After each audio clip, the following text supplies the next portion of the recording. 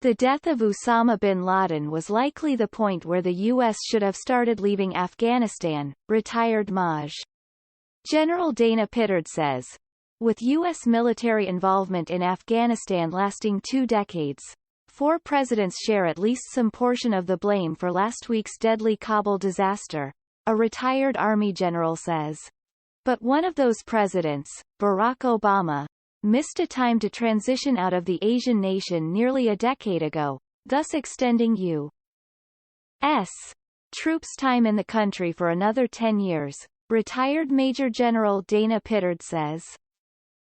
Afghanistan was the place where al-Qaeda made the plan to hit America and the Twin Towers.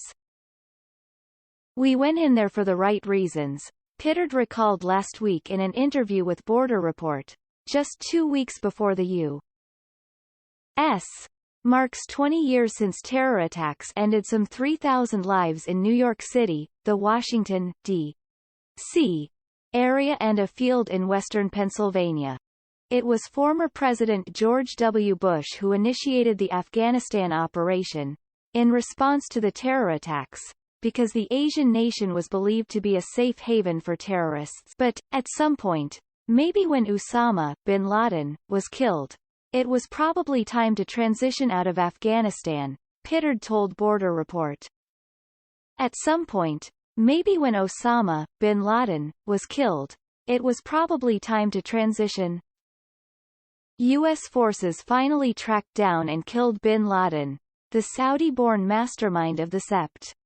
11, 2001, attacks, on May 2, 2011, in Abbottabad, Pakistan, during the Obama administration. President Biden at the time was Obama's vice president, and frequently reminded voters about the successful bin Laden mission when the Obama-Biden team sought, and won, re-election in 2012. Bin Laden is dead, GM is alive, became a familiar Biden refrain at campaign stops, as the Democrats touted both the avenging of the 9/11 deaths and a rebound in the U.S. economy that year. But instead of making plans to gradually end the Afghanistan operation, the U.S. remained involved there, through a second Obama term and then through the term of former President Donald Trump, before Biden finally chose to bring U.S. troops home, a decision that emboldened the Taliban and led to last Thursday's terror attack in Kabul, for which an affiliate of ISIS claimed responsibility.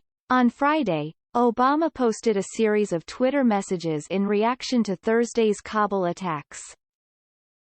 Our hearts go out to the families who lost a loved one, and to everyone continuing the mission in Kabul, Obama wrote in one message.